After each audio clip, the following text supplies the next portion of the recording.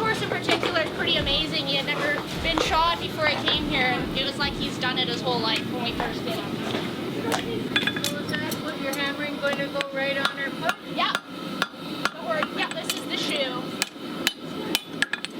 Oh, with that little edge that's sticking up, does that stay on? This? Yeah. Yeah, that's a clip, so every time they walk, it prevents the shoe from sliding back.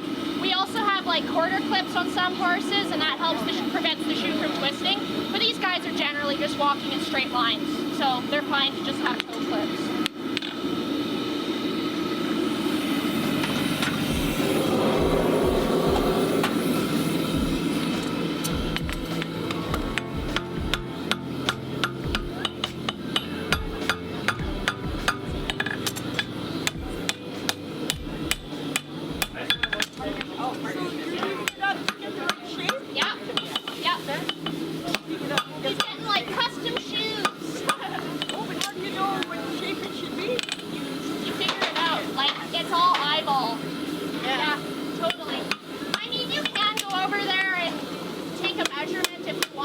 Widest part where the heels are, but I find like it just takes more time.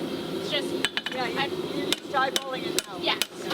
When I first started, I was like, "What do you mean? You just eyeball?" Like I could never. And that is the hardest part about this job probably is learning how to do. And with these guys, you don't want to be making 100 trips over to the foot to make sure it's the right shape because they're so big and heavy. It's like the least amount of trips, the better. Because by the end of the day, you're pretty tired.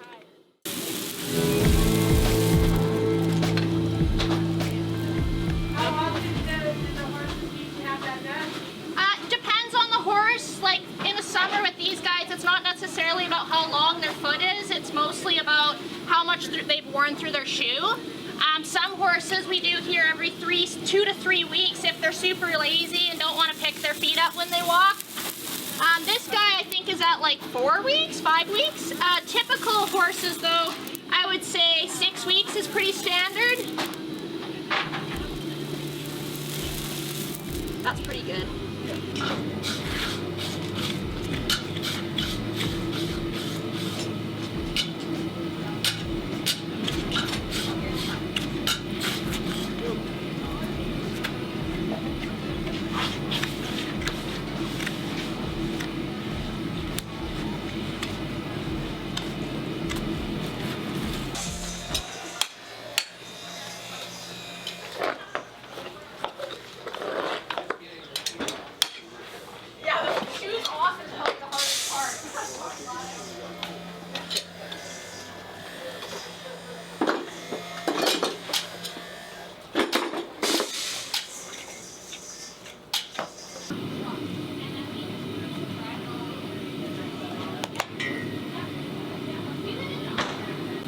What I'm doing is I'm taking it down to an appropriate length and taking all this extra toe off, and then we're going to put a new shoe back on.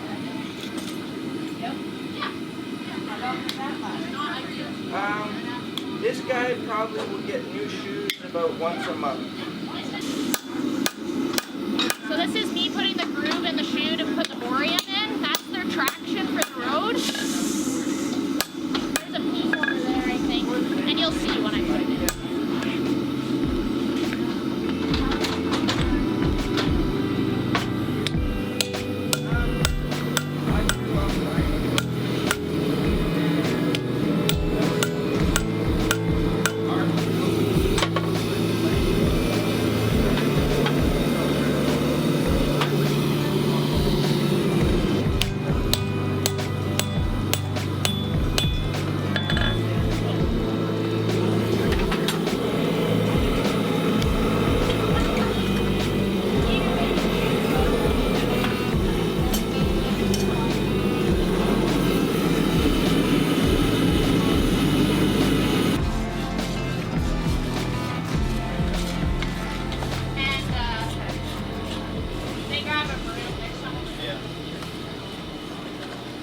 So all horses generally have more round front shapes because they just walk with their front feet, and then their hinds are more of like a triangle and they're more pointy, and that's because their hind end is their motor.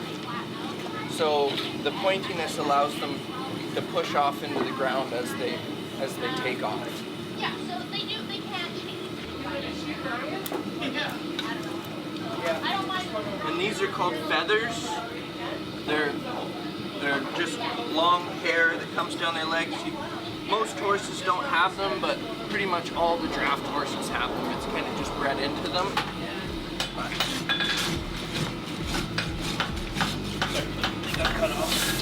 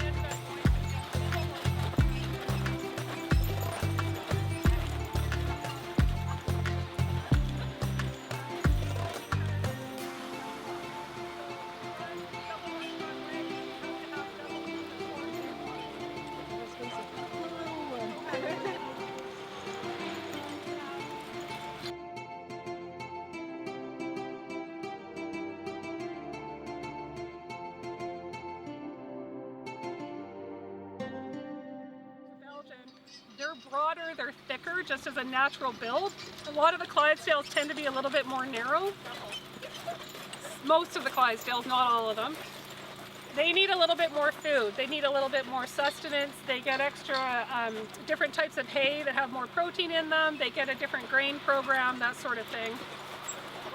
There's some people standing there. Those guys are all on a low sugar diet. So for different reasons, we want to watch their sugar intake. So they're together. And then actually the horses down in that area again are like our Pony, Jazz, and Rusty. They're again on a bit of a diet program, but I don't want them up on the hill. So they're on flatland diet, hill diet. Rusty's not working, neither does Jazz, so they're better on the flat, whereas these guys being up on that little bit of a hill, it's really good to help build their muscles and body. So I'm going to let Caitlin, because I'm starting to lose my voice, talk about what Bree's doing in her driving and what she's looking for.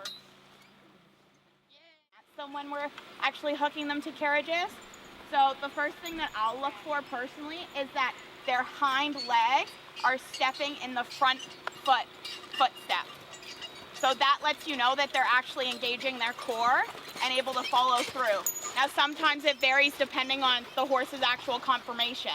Sometimes horses will have a really long back, so it'll be naturally harder for that horse to be matching up their footsteps.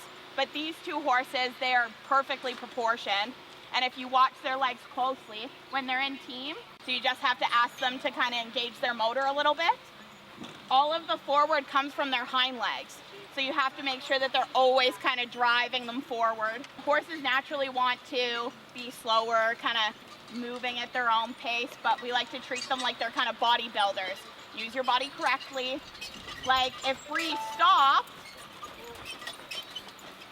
and then when Bree's ready to ask them to go, you'll see when she says team that they'll lean forward, hopefully into the collar to engage the pull, and then when she says step, they'll actually take a step.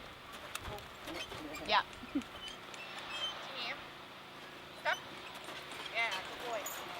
It's a little hard to notice right now because they're not actually, there's nothing for their chest to be on, but that's kind of what we look for. We want them to engage their chest first and be ready to go when we say step. We use a lot of voice commands when we train these horses because if any of our gear mount functions, we still got to be able to tell them what we want. So we ask them to step to go forward. We ask them if we want them to go left to step paw. If we want them to go right, we say step G. If we want them to slow down, like if we're at a stop sign and we can't really see around, we'll tell them easy, so they take like very tiny steps and slowly, so then it's safer to get them into traffic. And then whoa is our most important. Those horses, when we say whoa, they have 2 steps to plant their feet.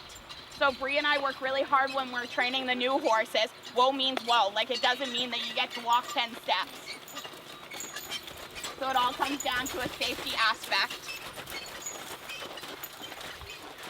Yeah. Left is haw, so H-A-W, and right is G, G-E-E. Yeah. I think it's just driving terms, yeah? It's just old cowboys and sled dogs. Oh, is it right? Yeah.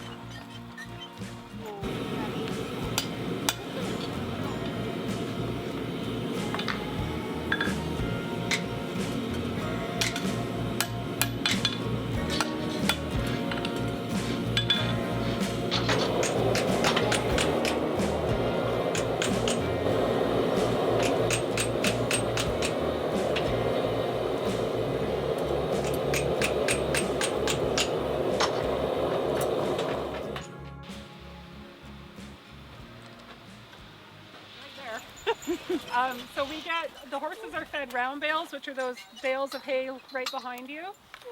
So they get free choice on haylage, which is what Sannichton Farms produces for us. So we've never had an issue getting hay here, but the drought was really, really bad on the mainland. So, I mean, bless Bryce and his family who run Sannichton Farm. An incredible family. He's such a kind man. During COVID, during drought situations, he's been trailering bales of hay over to the mainland to help keep horses fed over there and into the interior. Knock on wood, you know, we haven't had an issue, but the price of hay is through the roof. So what we used to spend like maybe $12 to $15 on a bale of hay is now $33. So it's the cost of keeping these guys is gone way skyrocketing. Horseshoes, to get the special shoes that these guys wear, it's almost $550 per set. So 4 shoes, and if they're working, they're getting done every 3 to 5 weeks. So, and that's mainly because it's specialized steel shoes that are fitted to their foot.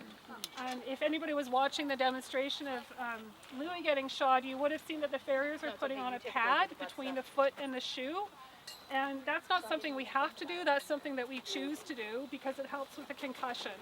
So we've run horses for many, many years. We used a polyurethane shoe. It was a plastic shoe and it had a steel core in the middle of it. And the idea with those shoes was it was great because they were like a running shoe for horses. They would take that concussion from walking on pavement. But the problem with those shoes is you can't fit them properly. So the shoe could be stretched, you know, wider or smaller, but it couldn't be adjusted to actually help the horse get proper body mechanics. So these guys now get orthotics. Every foot has a shoe specially made for that foot, how that horse tracks with that particular leg. So when we moved, it was a slow progression. About 6 years ago, we moved into the steel shoes. And we tried them on a couple horses that we knew had really goofy gaits, like they just never did walk properly. And it was almost immediate that they started tracking properly, like what Caitlin was talking about earlier, about what we watch for and how they're walking. It was quite amazing to see. So we kind of moved slowly to the whole herd into the steel shoes. And the steel shoes don't have to have the pads, but for me personally, it's just a longevity thing. Like, I don't want any of these horses to come up sore. I don't want them to have any sort of arthritic problems when they're old. I want them to live a lifelong, a nice, happy life. So we add the pads. The pads add about $120 per set of shoes, but a lot of what we do because it's just the right thing to do, and because these are working horses, they can afford it. So you're on the property as you see it now. Our neighbors next door have about a 2-acre plot of field that we also use. So I'm not taking everybody over to my neighbor's house today, but we've got a gate in one of the back of the paddocks over there. So the horses go for grazing and on grass next door. So you'll see pictures on our website with horses grazing in a nice lush field. It's actually not right here, it's over there. The horses are all on a set shoeing schedule, so depending on the horse and how they walk and how fast their feet grow, as they say, if they're working, they're anywhere from 3 to 5 weeks for new shoes. If they're retired, they don't have shoes on unless they need shoes for the integrity of the foot.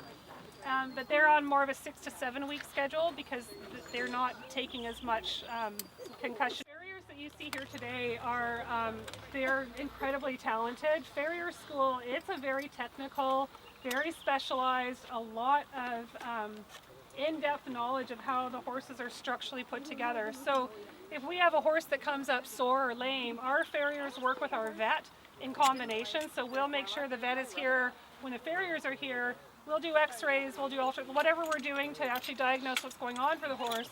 The farriers and the vet work together because they will come up with a plan for the shoes to help that horse. Because really, the only thing we can do for the horses is make sure they've got really healthy feet and that they're shod very well.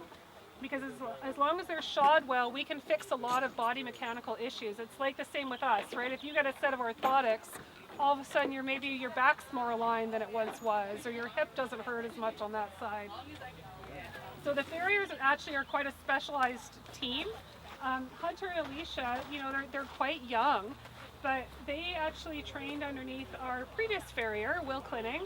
Will's the president of the BC Farriers Association. He's incredibly knowledgeable, highly involved in his trade. He's been instrumental in actually getting farriers to become like a red ticket apprenticeable trade. That's happening across Canada. That's slowly coming. Hunter and Alicia are incredibly involved in their trade. They're going for constant training. They keep themselves up to speed on everything. And we see the difference. When you've got a really good farrier, you see the difference in how your horses walk, how they behave. Even horses like Louie, who is getting his shoes done. I don't know how much Louie's been shod before he came to us. We've only had Louie not even a year yet. So a lot of the horses have to learn to get shoes on their feet. And a good farrier is going to make that a nice process. They're going to be calm, they're going to be relaxed.